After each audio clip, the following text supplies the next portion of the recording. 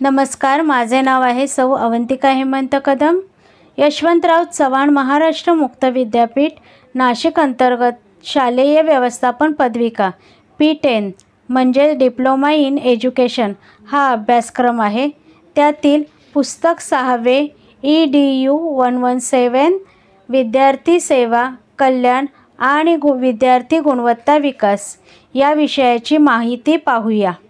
घटक 8 शुल्क सवलती, शिष्यवृत्त्या व पारितोषिके. पाठ्यमुद्दे 1 शासकीय सवलती, 2 फी माफी व अन्य शुल्क सवलती, 3 शिष्यवृत्त्या, 4 पारितोषिके, 5 पुस्तके व गणवेश सहाय्य, 6 पुस्तक पेढी योजना, 7 सकस आहार योजना. उद्दिष्टे. हा घटक अभ्यासल्यावर आपणास समजेल की 1 विभिन्न शुल्क सवलती, शिष्यवृत्ती व पारितोषिके योजना कोणत्या हे समजेल. 2 विद्यार्थी कल्याणाकरिता राबविण्यात येणाऱ्या पाठ्यपुस्तके, गणवेश व सकस आहार पुरविण्यासंबंधी विविध योजना कोणत्या आहेत हे समजेल. 3 योजनांची आवश्यकता काय आहे व आपल्या विद्यार्थ्यांकरिता त्या मिळवून घेण्याकरिता काय करावे हे आपणास कळेल. पाठाचे प्रास्ताविक. समाजातील आर्थिक विषमतेमुळे समाजात समभावाची व बंधुभावाची निर्मिती होण्याकरिता विद्यार्थ्यांच्या विकासाच्या मार्गात त्यांची गरिबी, दैन्य आड येऊ नये, तसेच पारंपरिक सामाजिक समजुतीही विद्यार्थ्यांच्या विकासास बाधक ठरू नयेत म्हणून आर्थिक व सामाजिक दृष्टीने मागासलेल्या विद्यार्थ्यांकरिता काही विशेष सवलती देणे आवश्यक ठरते. या दृष्टीने शासनाद्वारे, व्यवस्थापनाद्वारे व समाजाद्वारे विविध योजना आखण्यात येतात. त्यांची माहिती मुख्याध्यापकांनी करून घ्यायची असते. या माहितीच्या आधारावर आपल्या शाळेतील विविध विद्यार्थ्यांकरिता विविध सोयी त्यांना आपण उपलब्ध करून देऊ शकतो. यासाठी शासनाकडून व अन्य संस्थांकडून येणारी परिपत्रके, सूचनापत्रके इत्यादी मुख्याध्यापकास सतत अभ्यास करावयास हवा. त्यांच्या आधारे त्यांनी विद्यार्थी व पालक यांना मार्गदर्शन करावे. पाठाचे विषय विवेचन. 1 शासकीय सवलती. सामाजिक व आर्थिकदृष्ट्या मागासलेल्या विद्यार्थी शिक्षित होऊन समाजाच्या इतर घटकांशी त्यांची सामाजिकता निर्माण व्हावी म्हणून शिक्षण शुल्क माफ करण्याची कमीत कमी सवलत अशा विद्यार्थ्यांकरिता शासनाने उपलब्ध करून दिली आहे. महाराष्ट्र शासनाने ज्या विविध सवलती व याबाबतीत दिल्या आहेत त्या खालीलप्रमाणे आहेत. 1 जातवार सवलती.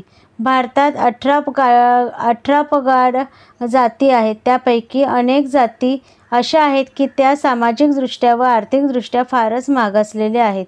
शिक्षण फी देण्याचीही त्यांची क्षमता नसते. अशा विद्यार्थ्यांकरिता शिक्षण शुल्क माफ करण्याची योजना आहे. याकरिता अनुसूचित जाती, अनुसूचित जमाती, मुक्त व भटक्या जाती या सदराखालील अशा मागासलेल्या जातींची यादी तयार करण्यात आली आहे. या यादीत मोडणाऱ्या जातीतील सर्व विद्यार्थ्यांना ही सवलत देण्यात येते.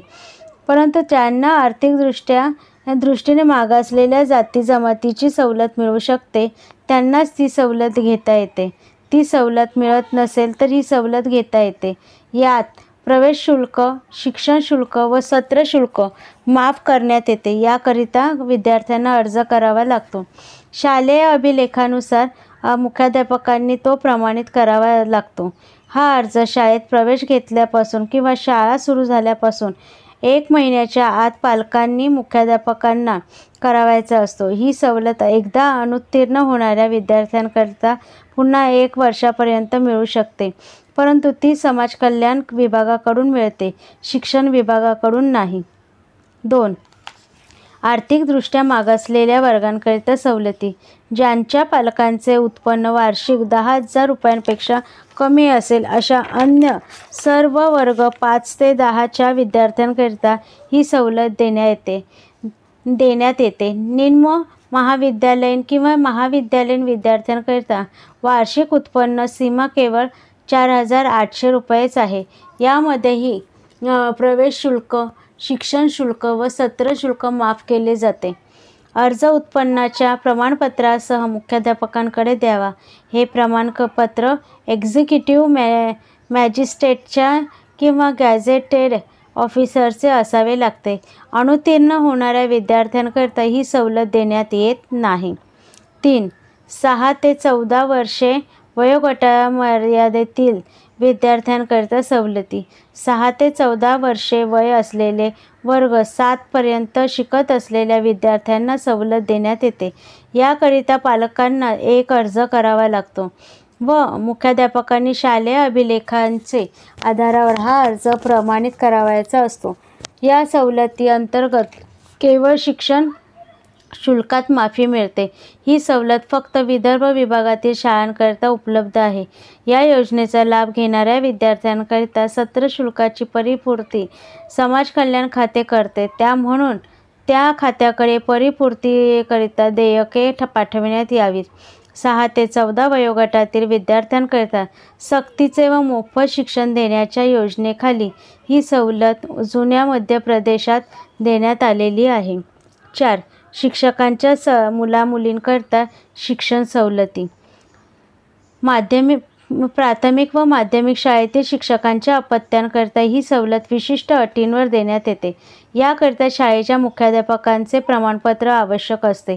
या सवलतींमध्ये सर्वत्रच प्रकारचे शिक्षण शुल्क माफ केले होते, परंतु अनुत्तीर्ण विद्यार्थ्यांना ही सवलत मिळत नाही. प्राथमिक शिक्षकांच्या व पूर्व माध्यमिक शिक्षण विभागात काम करीत असलेल्या SSC D.Ed शिक्षकांच्या मुलामुलींकरता सर्व स्तरावर ही सवलत उपलब्ध आहे, परंतु माध्यमिक शिक्षकांच्या मुलांकरिता ही सवलत फक्त 10व्या इयत्तेपर्यंतच्या शिक्षणाकरिताच उपलब्ध आहे. 5. कृषी विद्यापीठे, बिगर कृषी विद्यापीठे व अशासकीय महाविद्यालय व माध्यमिक शाळेतील शिक्षकेतर कर्मचाऱ्यांच्या मुलांसाठी फी सवलत योजना. या योजनेखाली वर्ग 5 ते 10 पर्यंत शिक्षण घेत असलेल्या कृषी विद्यापीठे, बिगर कृषी विद्यापीठे व अशासकीय महाविद्यालय व माध्यमिक शाळेतील शिक्षकेतर कर्मचाऱ्यांच्या मुलामुलींकरिता ही सवलत देण्यात येते. याकरिता उत्पन्न मर्यादा 4,800 रुपये आहे. 6. शासकीय कर्मचारी, निमशासकीय सरकारी कर्मचारी यांच्या पाल्याकरिता सवलत योजना. या योजनेअंतर्गत मिळणाऱ्या सवलतीकरिता 10व्या इयत्तेपर्यंत शिक्षण घेत असलेल्या विद्यार्थ्यांच्या बाबतीत पालकांची वार्षिक उत्पन्न मर्यादा 10,000 रुपये आहे, तर वर्ग 10च्या पुढे शिक्षण घेत असलेल्या विद्यार्थ्यांच्या बाबतीत ही उत्पन्न मर्यादा 4,800 रुपये आहे, परंतु यात कर्मचाऱ्यांच्या फक्त मूळ वेतनाचीच नोंद करावयाची आहे. म्हणून दरमहा 400 रुपये मूळ वेतन असलेल्या कर्मचाऱ्यांच्या पाल्यांना ही सवलत मिळू शकते.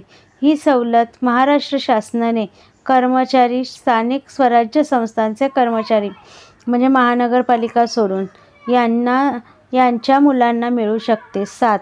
स्वातंत्र्य संग्राम सैनिकांच्या पाल्यांना मिळणारी सवलत योजना. या योजनेअंतर्गत ज्या विद्यार्थ्यांचे वडील किंवा आई किंवा ते हयात नसतील तर आजोबा स्वातंत्र्य संग्राम सैनिक असतील तर त्यांना ही सवलत प्राप्त होते. त्याकरिता 1. जेल सुपरिटेंडेंटचे 30 दिवसांपेक्षा जास्त जेलचे वास्तव्य झाले असल्याचे प्रमाणपत्र. 2. जिल्हा दंडाधिकाऱ्यांचे प्रमाणपत्र. 3. आझाद हिंद सेनेचा दाखला किंवा यापैकी कोणत्याही एका प्रमाणपत्राची आवश्यकता आहे. तसेच आजोबांच्या नावावर सवलत हवी असल्यास वडील हयात नसल्याबाबतचे प्रमाणपत्र जोडावे लागते. 8. जवानांच्या मुलांना मिळणारी सवलत. या योजनेला अनुसरून सेनेत काम करीत असलेल्या सैनिकांच्या मुलामुलींना ही सवलत मिळू शकते. त्याकरिता जिल्हा सैनिक बोर्डाने सैनिकांच्या श्रेणीसह नमूद केलेल्या पात्रता प्रमाणपत्र आवश्यकता आहे. अशा विद्यार्थ्यांचे पूर्ण वर्षाचे सवलतीचे देयक शिक्षण विभागाकडे पाठवायचे असते. 9. माजी सैनिकांच्या मुलामुलींना किंवा पत्नीला किंवा विधवेस शैक्षणिक सवलत योजना. या योजनेखाली सवलत अर्जासोबत जिल्हा सैनिक बोर्डाचे प्रमाणपत्र असणे आवश्यक आहे. यावर मुख्याध्यापक किंवा प्राचार्यांद्वारे आवश्यक माहिती भरून सही करावयाची असते. हा अर्ज प्रथम वरिष्ठ लेखा परीक्षकांकडे सादर करून त्यांच्याकडून प्रमाणित करून घ्यावयास हवा. त्यानंतर सवलतीचे देयक फोटोसहित प्रतिसहित शिक्षण विभागाकडे सादर करावे. 10. वर्ग 1 ते 12 मधील मुलींना मोफत शिक्षण योजना. प्राथमिक शिक्षण, माध्यमिक शिक्षक, SSC, DED शिक्षक, स्वातंत्र्य संग्राम सैनिक, माजी सैनिक यांच्या पाल्यांना मिळणाऱ्या सवलती ज्या विद्यार्थिनी बसतील त्यांना त्याच योजनेखाली सवलती मिळतील, परंतु अन्य विद्यार्थिनींना मात्र या योजनेखाली सवलती मिळू शकतील. त्याकरिता पालकांकडून एक प्रतिज्ञापत्र भरून घ्यावे लागते. 11. शुल्क माफीच्या सवलतीसंबंधी सर्वसाधारण नियम. मिळणाऱ्या विविध सवलत योजनांतर्गत विद्यार्थ्यांकडून विशिष्ट फॉर्ममध्ये अर्ज आवश्यक त्या उत्पन्नाच्या दाखल्यासह व अन्य प्रमाणपत्रासह विशिष्ट कालमर्यादेत स्वीकारावे लागतात. त्यानंतर हे सर्व अर्ज योग्य त्या प्रपत्रात संकलित करून पूर्तीच्या देयकासह निर्धारित वेळेपूर्वी पाठवावे लागतात. त्यासंबंधीच्या आवश्यक सूचना तत्संबंधी शासकीय सूचनांबरोबरच शिक्षणाधिकाऱ्यांकडून प्रत्येक शाळेला पाठविण्यात येतात. या सूचनांचे काही फेरफार झाल्यास त्याबाबतीत योग्य त्या सूचना शासनाकडून शिक्षणाधिकाऱ्यांमार्फत प्रसारित करण्यात येत असतात. म्हणून अशा सूचनांबाबत मुख्याध्यापकांनी स्वतः सतर्क असावे व आपल्या कार्यालयास सतर्क ठेवावे. या सर्व सवलतींसाठी अर्ज शाळा सुरू झाल्यापासून किंवा शाळेत प्रवेश घेतल्यापासून 30 दिवसांच्या आत विद्यार्थ्यांच्या पालकाने मुख्याध्यापकांकडे करावयाचे असतात. त्यानंतर आलेले अर्ज स्वीकारण्यात येऊ नये.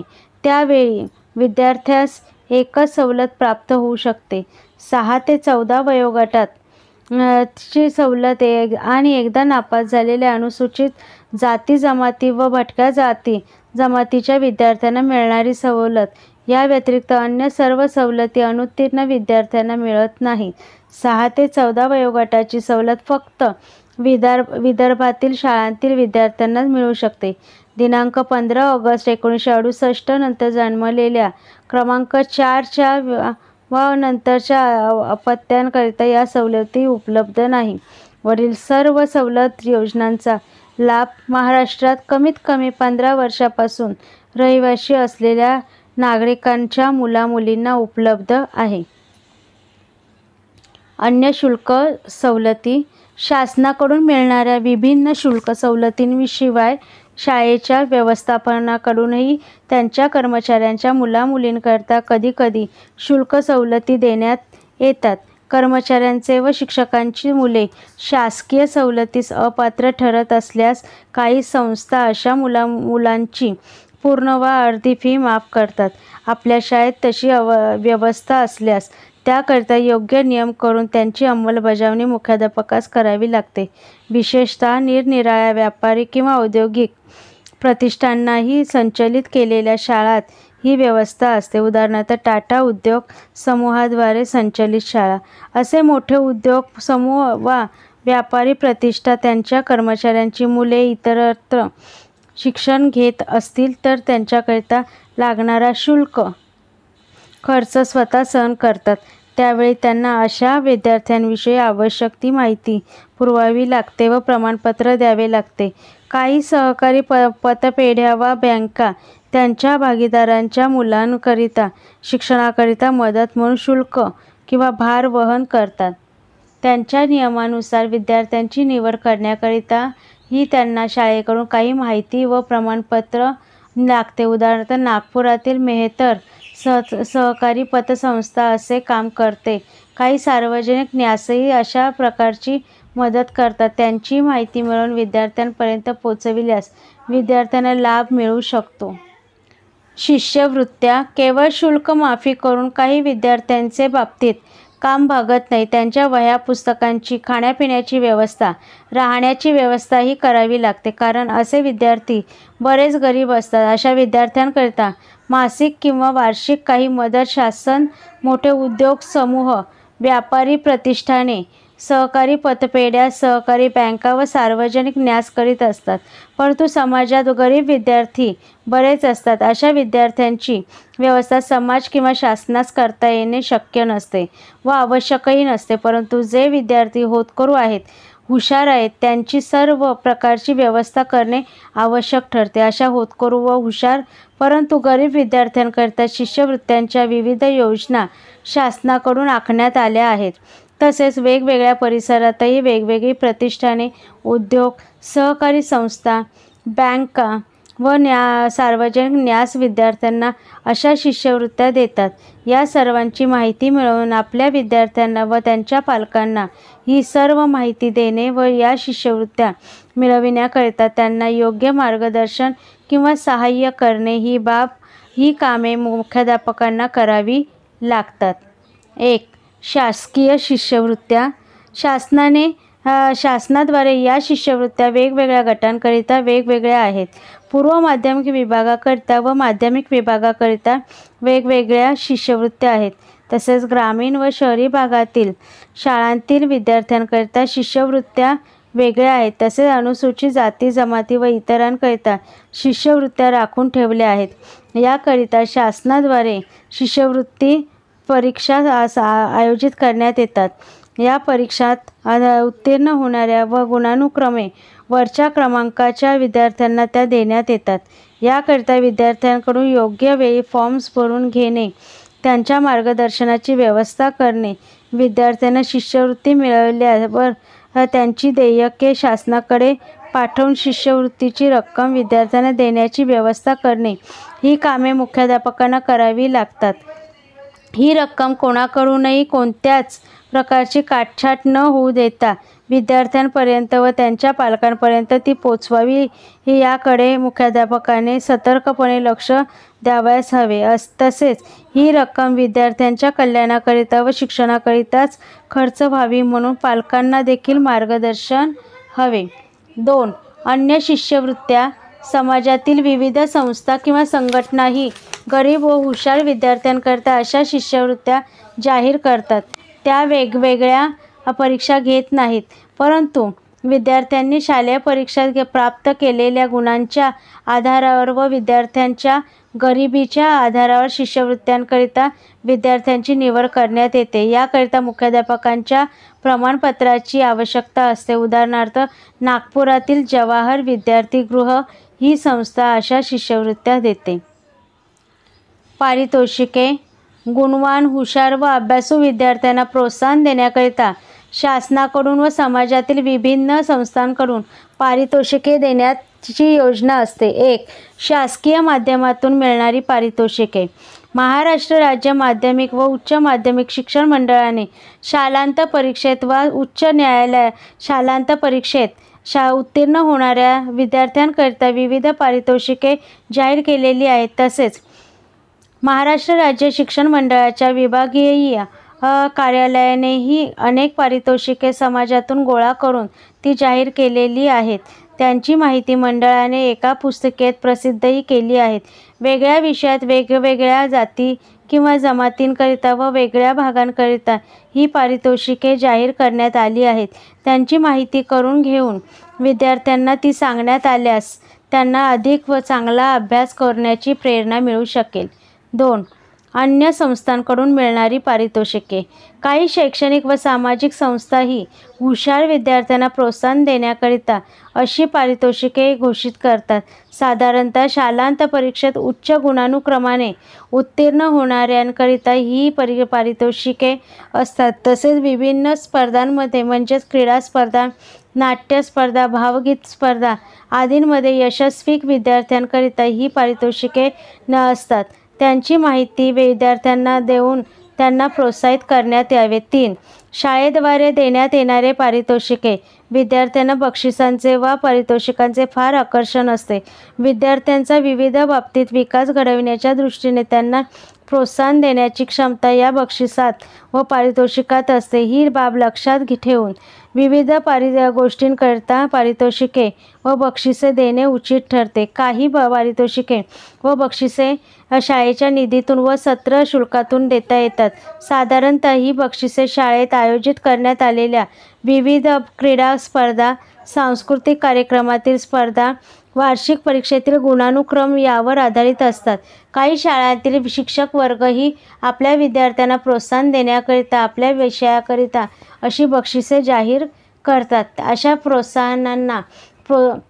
बक्षिसांना प्रोत्साहन देण्यात मुख्याध्यापकांनी स्वतः पुढाकार घेऊन आपल्यातर्फे जर एखादे बक्षीस जाहीर केले तर अन्य शिक्षकही त्यांचे अनुकरण करतात. शक्यतो प्रत्येक विद्यार्थ्यांकरिता, प्रत्येक विषयाकरता व कार्यक्रमाकरता असे बक्षीस देण्याची योजना करता येते. शाळेचा पालक वर्ग देखील या कामाकरिता पुढे येऊ शकतो. पालक सभेत मुख्याध्यापकांनी अशी योजना मांडून आवाहन केले तर अनेक पालक अशी बक्षिसे जाहीर करतात.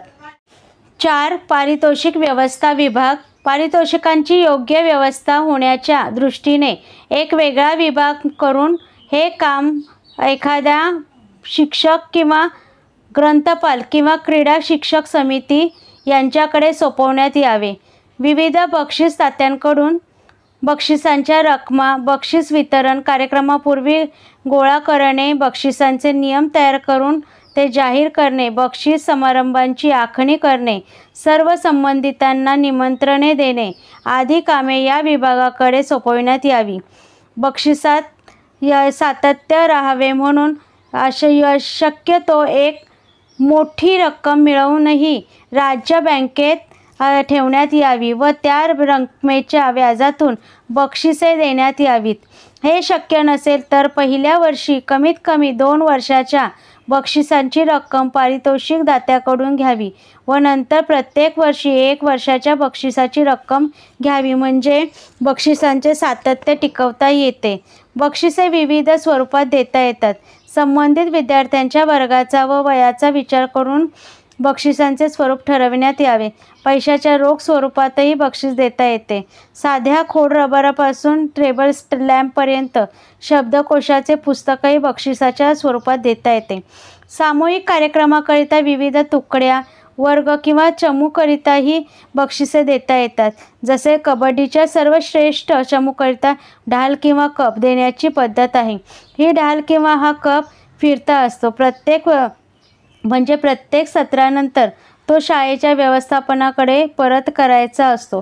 पुढच्या वर्षी चमू किंवा तुकडी सर्वश्रेष्ठ ठरेल त्याच्याकडे तो कप सत्रभर ठेवण्यात येतो. ही सामूहिक पारितोषिके वर्गखोल्यात किंवा शाळेत मुख्याध्यापक कक्षात प्रदर्शित करण्याची व्यवस्था असावी.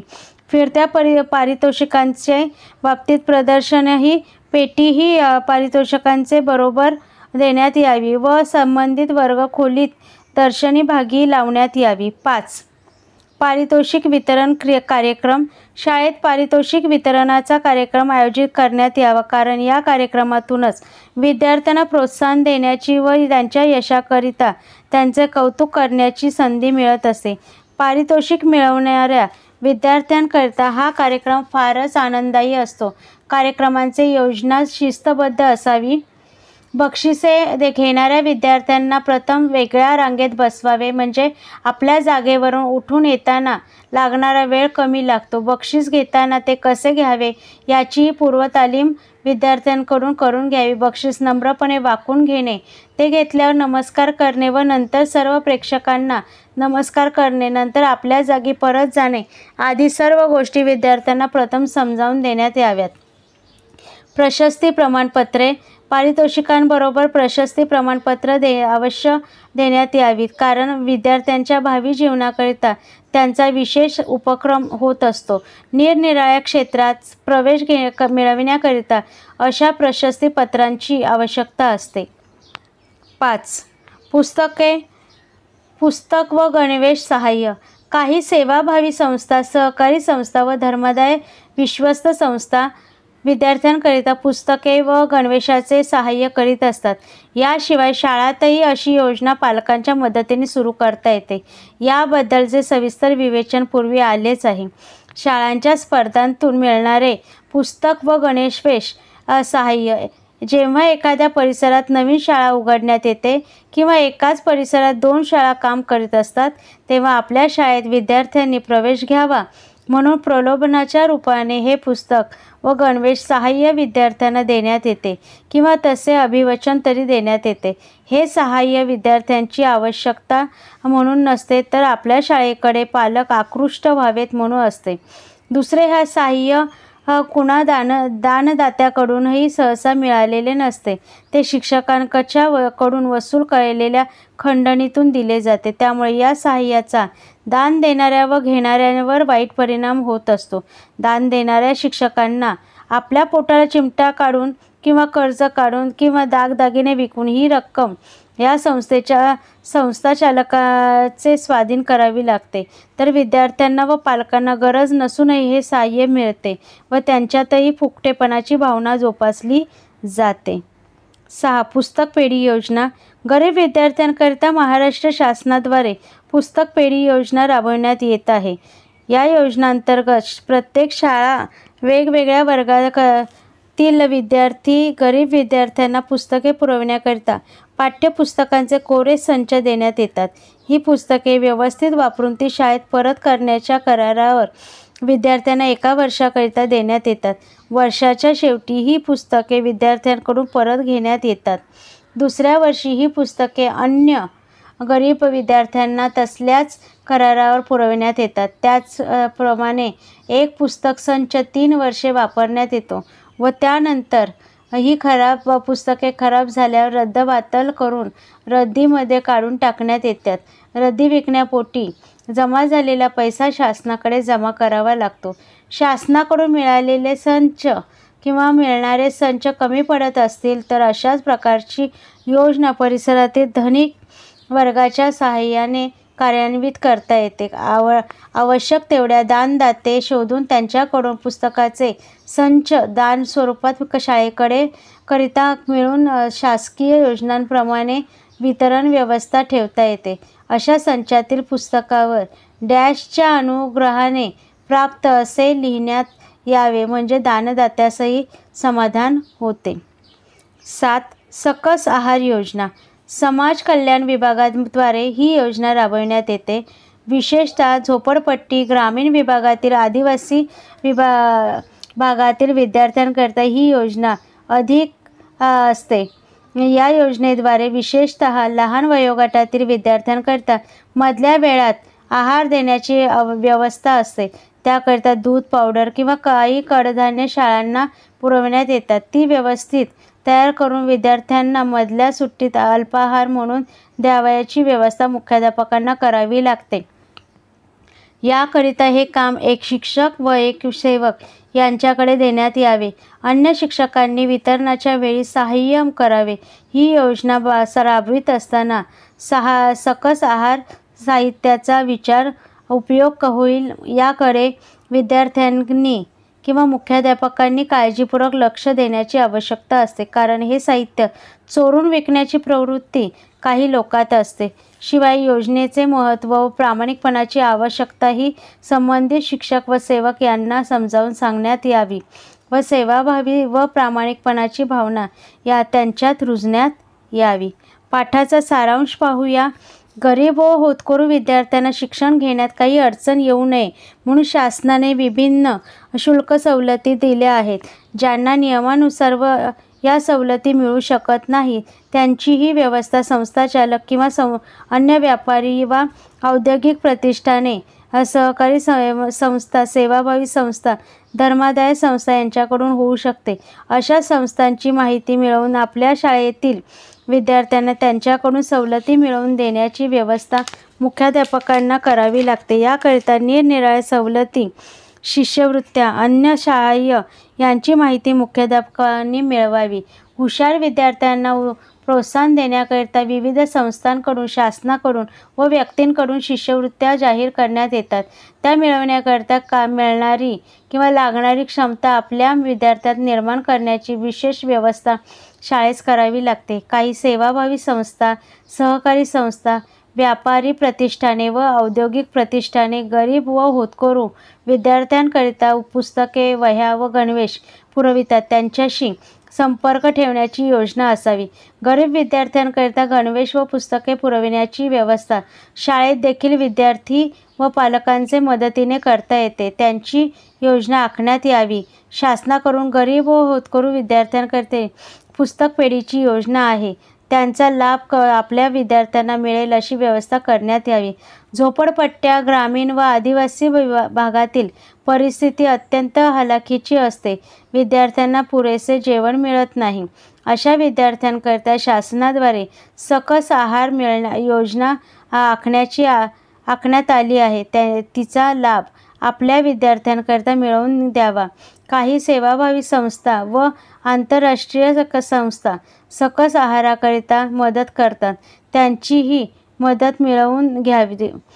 शासन व समाजातील विविध संस्थांकडून मिळणारी मदत विद्यार्थ्यांपर्यंत व त्यांच्या पालकांपर्यंत पूर्ण स्वरूपात पोहोचेल याची काळजी मुख्याध्यापकांनी घेणे आवश्यक ठरते.